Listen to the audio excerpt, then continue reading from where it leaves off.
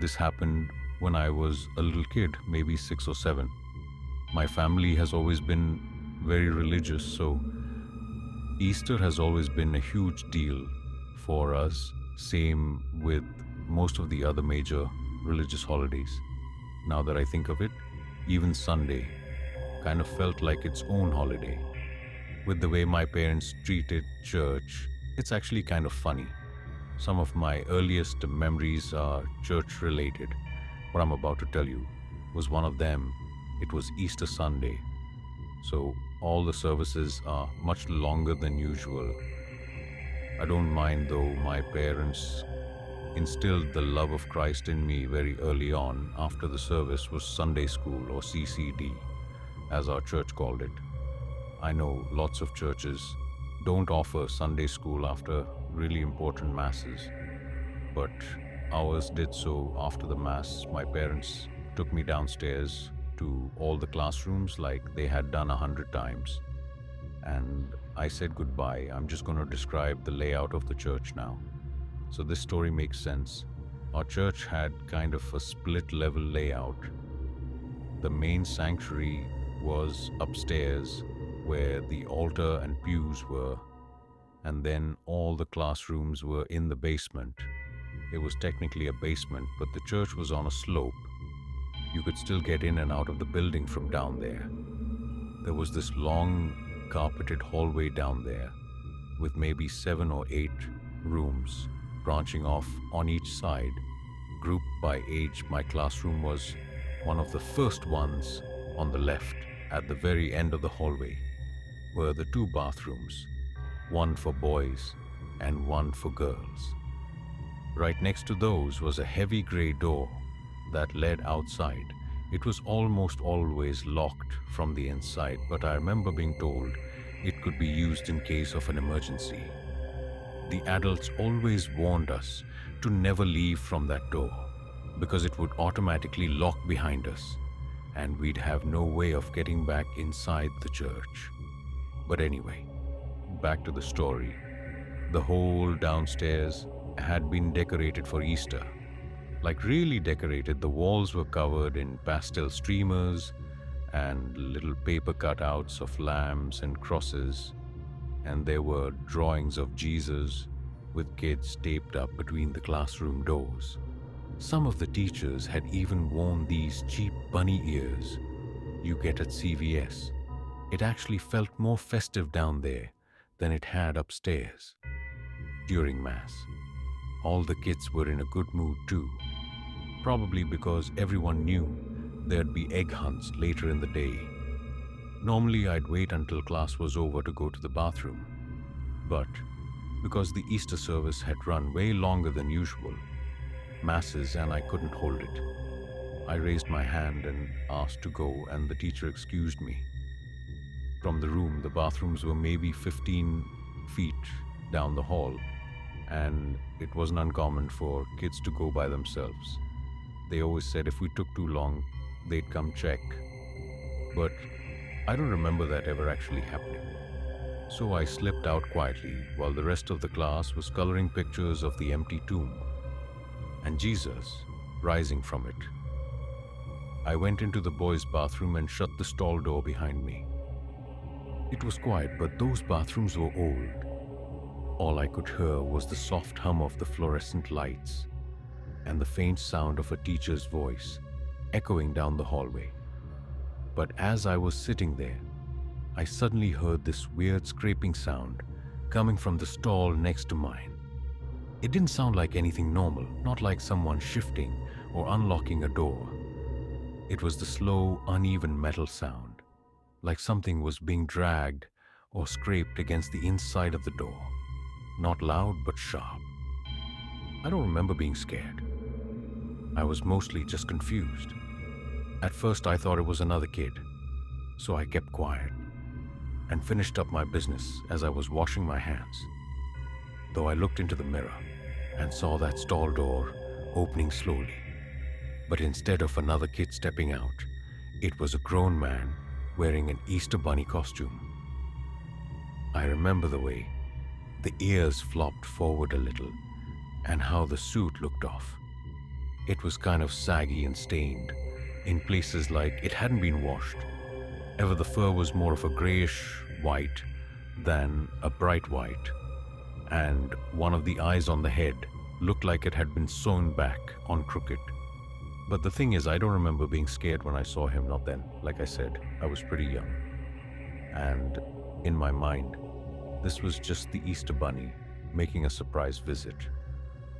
I actually smiled when I turned around. I think I even said something like, "Hi." He didn't say anything at first, just stood there halfway out of the stall staring at me.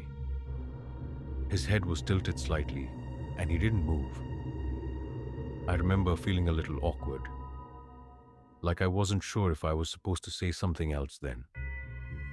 After a long pause, he stepped all the way out and slowly raised one of his arms, pointing towards the door, like he was guiding me out. That's when he finally spoke. His voice was muffled behind the costume, but I still remember the exact words he said. "You're the lucky chosen child. I have a gift for you outside." I didn't even hesitate. I was excited, like genuinely thrilled at the idea that I'd been picked for some kind of special Easter surprise. I think the fact that this was happening in my church gave me a false sense of security or something. I pushed open the big gray door without thinking twice, not even remembering that it was supposed to stay locked. The Easter Bunny followed right behind.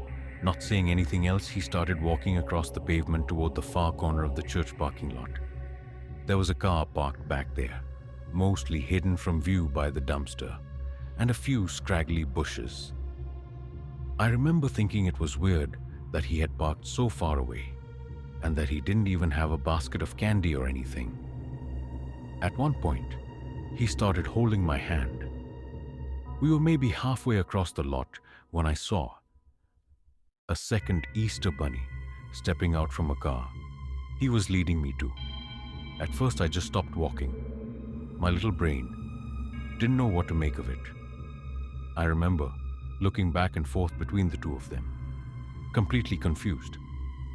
I hadn't seen that car earlier, and now there were two Easter bunnies. Something about it didn't feel magical anymore. It just felt wrong to this day. I've always thought of what happened next as an act of God. One of the teachers, I think her name was Miss Sabrina, just happened to be walking around the church, maybe heading out to prep for the egg hunt or check on something outside. She looked over at the parking lot right as I was being led over to the car. I'll never forget the sound she made. I've never heard a more terrifying scream in my life. The man in the costume immediately let go of my hand and bolted for the car. And without thinking, I took off running in the opposite direction toward Miss Sabrina. Once I was safe in her arms, I turned my head just in time to catch a glimpse of the car, which was now speeding out of the parking lot. I'm not 100% positive, but I'm pretty sure I saw another kid in the backseat of that car. Miss Sabrina wasn't even looking, but I told her what I had seen, and she took me seriously. The next few hours are a little blurry. Miss Sabrina alerted the other adults right away, and police eventually made me tell them what happened. They asked about the kid. I said I saw in the back seat, and I did my best to describe him, even though I had only seen him for like a split second, and I wasn't even sure if my mind was playing tricks on me or not. My parents were the most upset, and for good reason. I think my mom cried for an hour straight after we went home. The police followed up with the church, but nothing ever came of it. There were no missing children in the area, so the police didn't really have anything to work on. The running theory was that whoever had been in that costume somehow had a key to the back door and just sat in the bathroom waiting for a kid to use it. And by sheer misfortune, that kid had been me. I still find the whole thing deeply unsettling. Whoever had done that must have been familiar with the church's layout. Otherwise, they wouldn't have known where to park or wait or even how to get away with it all. But what scares me the most is that I think there really was a kid in the backseat of that car. It's hard for an Easter to come and go without me thinking about this experience. I just graduated high school last year, which is when what I'm about to tell you took place. Easter has always been a fun time of the year for my friends and I, but not for the reason you think we've outgrown those childish Easter egg hunts that everyone does when they're little. And I honestly cringe when my parents make me participate in one with my younger cousins a few years ago. I can't remember exactly when my friends and I created a fun twist on the typical egg hunt format and devised our own game. It's not really that special. It's basically just a mashup of manhunts and an Easter egg hunt. It's two teams like manhunts, but the seekers are also responsible for hiding and protecting a few eggs. If the hiders manage to capture all the eggs, they win. And if the seekers don't find all the hiders within a certain time frame, the hiders also win. There are some other dumb rules, like how the seekers can't be camping where any of the eggs are hidden and stuff like that. But that's not super relevant to the story. It was the Thursday before Easter, and school was cancelled the next day for whatever reason. So we decided to have a sleepover that night. It was me, Jake, Race, Chuck Arthur, and Razraz wasn't actually his real name. His last name was Razzie, but everyone just called him Raz. His family had the biggest house by far, so he'd always chill there. He lived in the middle of nowhere, and his backyard bordered a decently sized wooded area. Plus his parents were out of town until Friday night, so we'd have the place to ourselves. We were just chilling, playing video games in his basement when Chuck suggested we play Manhunt. We were all down, so we rounded up whatever flashlights Raz had in his garage. We used a random number generator on Jake's phone to pick random teams just to keep it fair and unpredictable. I was on a team with Chuck and Raz, and we were seeking Jake, and Arthur were hiding. Raz's mom had a ton of plastic eggs upstairs, so we grabbed a couple of them, and all of us went outside. We'd played back there a bunch of times before, so we already knew the layout. The far boundary was the fence line, and the other edges were the creek and the back slope that ran down towards Raz's neighbor's horse pasture.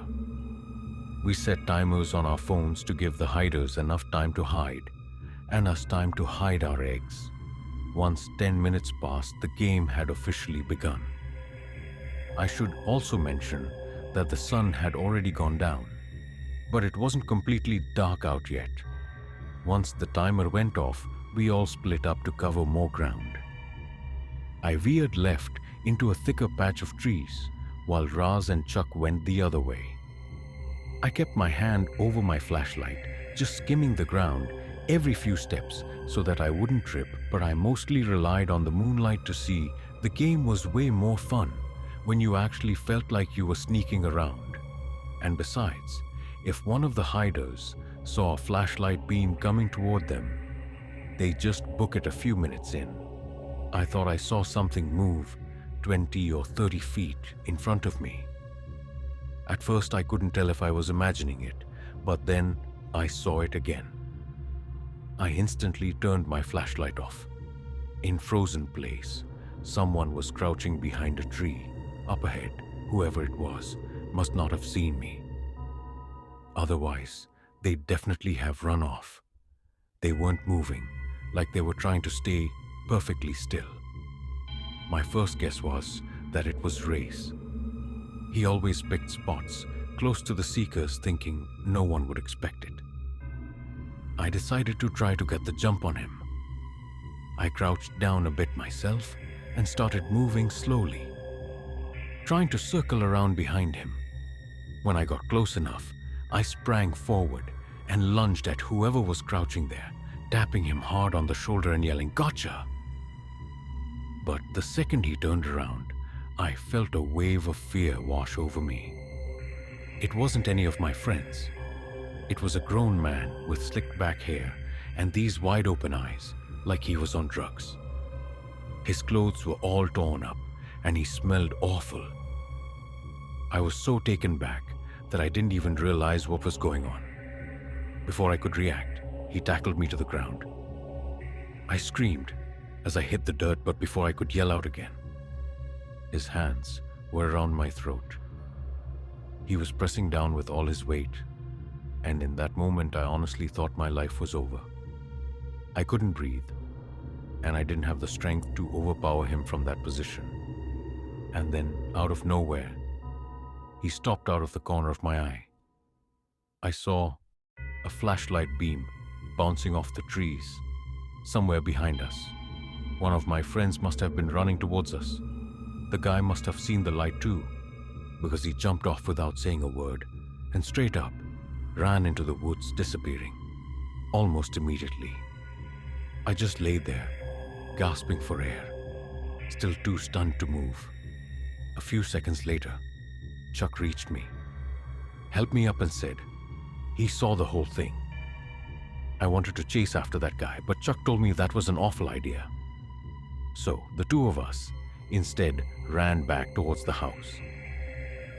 Chuck called the rest of the crew and told everyone to go back to Raz's house immediately.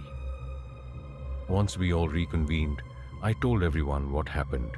After Chuck filled in the rest of the gaps, everyone started talking over each other. But then Arthur said something that shut all of us up. He said that before the game even started, meaning before the initial 10 minutes were up, he saw two people walking through the trees near where he was hiding. He said they were moving slowly, like they were scouting or waiting for something. And he'd actually gotten pissed at the time because he thought it was two of the Seekers teaming up and breaking the rules. That's when me, Chuck, and Raz all looked at each other and immediately shook our heads. None of us had been walking together, and there was no way we could have gotten all the way to their side in such a short time frame. Anyway, the realization hit us all at once. If it wasn't any of us, then there were at least 3 other people out in those woods that night. One who attacked me and 2 more, who were moving around before the game had even started. In that moment, I realized how smart I had been for listening to Chuck and not chasing after my attacker. He might have saved me from walking headfirst into an ambush. I told everyone we needed to call the cops. I mean, I had literally been attacked, but the second I said it, Raz cut me off. He got weirdly serious and said, "No, we're not calling anyone." I asked him what in the world he was talking about, and he said he was technically grounded, and beyond that, he wasn't allowed to host anyone while his parents were out of town. So, involving the cops would get him in serious hot water. I told him this was a serious situation and worth involving the police, but he didn't budge. The rest of the guys were kind of stuck in the middle. No one wanted to put Raz in a bad spot with his parents, but I could tell that they were all having a hard time, just pretending that the whole thing didn't happen. Eventually, I caved and agreed to not call the police and try to just enjoy the rest of the night, but I was seriously shaken. I ended up going to bed early that night and left Raz's house the next morning. Before anyone else was awake, this might surprise some of you, but I actually wasn't too affected by this experience. I'm very much of the mentality that things happen and people have to move on. So that's what I did anyway. About a week after everything went down, Raz told us all that he felt bad just leaving those Easter eggs out in the woods, so he had gone to collect them. Even though he was scared out of his mind, we all got a good laugh out of that. But his comment made me think back to that night and contemplate my life a little, I have no idea what those men were doing in those woods that night. But I can confidently say that I won't be spending the night at Raz's place anytime soon anyway. I'm at college now and I'm far, far away from Raz's backyard. But being as Easter is coming up next month, I got reminded of this story every Easter. My entire extended family takes the trip out to my Uncle John's house, who lives way out in the sticks. This past year was no different. Uncle John lives in a huge house that sits on a wide open stretch of land, which is surrounded by woods on all sides. Even though I've been there before, many times actually, I've never actually wandered out in the woods behind his house before. I'm not much of a nature person, so I've never had much of an interest in the outdoors. I was dreading the trip, to tell you the truth. I've never really related much to that side of my family. They're all super outdoorsy, into hunting and fishing and stuff like that. And most of them have lived in the same place their whole lives. Anytime I'm around them, I feel kind of like the odd one out on top of that. Most of my cousins are way older than me, like already married with kids or working on some kind of farm.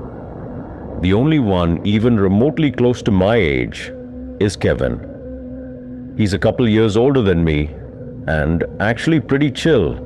We always end up sticking together during these family trips. Just by default, he knows I don't really fit in with the rest of them. So he's usually good about keeping me company without making it weird anyway. We made the drive to Uncle John's late Friday night. I'm an only child, so it was just my parents and I in the car. I was exhausted from the drive, so I went to bed almost immediately the next morning. Kevin and I spent a couple hours in Uncle John's basement playing pool table. Neither of us was any good, but it was better than sitting around upstairs. The house was already packed with relatives by then. You know what the usual holiday chaos is like. We mostly stayed downstairs, low-key, avoiding it all. There wasn't a TV down there, so Kevin played some music off his phone, and the two of us talked about some dumb family drama, not even worth mentioning here while we played. Kevin kept going on about the woods behind Uncle John's house. He said they stretched out for miles, and that hardly anyone ever went far enough to see the cool stuff out there. He talked about how magical it felt and how beautiful the isolation was. I mostly just nodded along. Nature talk wasn't really my thing, but he clearly loved it. I'm not sure how, but later that day, Kevin convinced me to go on a nature walk with him. Like I said, I'm not a nature person by any means, but I was quite literally dying of boredom, which is probably why I agreed to tag along. We obviously told Uncle John where we were going. He's a really nice guy and always lets us younger people do what we want. A mentality I wish my own parents shared. Kevin took the lead. Once we got outside, cutting across the backyard and into the tree line, like he'd done it 100 times before, which, knowing him, he probably had. The woods were thick but not totally wild. There was a kind of natural path that Kevin was following. It wasn't late in the day, so I wasn't super worried about the sun setting. But the deeper we went, the more I started to wonder how we were going to find our way back after about 20 minutes of walking. I asked Kevin if he was sure he knew where we were, and he just laughed. He told me he knew these woods like the back of his hand, and that he'd been exploring them since he was a kid. We'd been walking for maybe another 20 minutes when we both stopped at the same time. From somewhere up ahead, we heard this loud thunk, like something heavy slamming into wood. It didn't sound like an animal or someone stepping on a branch. It was reoccurring, like a pause, then another hit, then another pause and another hit. It sounded like a hammer or mallet being driven against a tree. That's the best way I can describe it. Kevin looked at me, and I could tell he was trying to figure it out too. That sound didn't sound too close, but it was loud enough to be clear. He told me it wasn't out of the realm of possibility that a hunter was wandering around in there. But even so, he definitely looked a little startled. Eventually, the sound stopped. I asked if he wanted to turn back, but he shook his head. I could tell he was curious now, and I'll admit I was kind of too. So we kept walking in the direction. We thought the sound had come from both. On high alert, we'd only been walking for a few more minutes when Kevin suddenly stopped and held his arm out in front of me. I froze, thinking maybe he'd seen someone in front of us, but then he pointed up into the trees. At first I didn't understand what I was seeing, but then it hit me. There were 3 upside-down crosses nailed into 3 adjacent trees, way higher up than anyone could have reached without a ladder. Easily 15, maybe 20 feet off the ground before we could even turn to leave. I saw movement. Out of the corner of my eye, I wound my head around, and to my horror, there was a person standing there. He was dressed like a lumberjack, with a thick beard and a very dark stare. Kevin stepped in front of me, partially shielding me from the guy's view. He stared at me specifically and said, "You shouldn't be here." Kevin immediately apologized to the guy and told him we were just leaving, which is actually what we did. That guy didn't move as we left. He just stared us down as we walked back the way we had come. I could feel my hands shaking. We walked back the whole way in silence, and I've never experienced a more tense moment in my life. The 2 of us kept turning around, trying to make sure we weren't being followed, but there was no way to tell for sure. When we finally made it back to the house, we told Uncle John. First thing, like I said, he's a friendly guy, and he knows all his neighbors. So, I got a sick feeling in my stomach when he said no one he knew matched our description of the guy in the woods. He asked us a bunch of times if we had been followed, and we told him no. There wasn't much else for any of us to do. Someone floated the idea of arming up and sweeping the woods. But Uncle John wanted to avoid confrontation and didn't want to lead anyone to his house, so Kevin and I went back downstairs to chill, and the rest of our relatives went back to whatever they'd been doing, lightly planning for the Easter festivities. That whole encounter messed with my head way more than I let on. I ended up going to bed pretty early that night just to get my mind off of it. But because of that, I woke up way earlier than usual. Like way earlier. I rolled over, checked my phone, and saw that it was just after 5 a.m. The sun had just barely started poking over the horizon, but it was still mostly dark out. I tried to go back to sleep, but I couldn't, so I just decided to get an early start to my day. Uncle John has a study on the 3rd floor of his house, so I decided to go up there and see if there were any interesting books to read. Uncle John's study has this big old window that overlooks the entire backyard. As I walked past it, something caught my eye. There was a very faint, flickering glow coming from the edge of the woods. It looked like the pulsing light of a small fire, not a flashlight or anything that bright.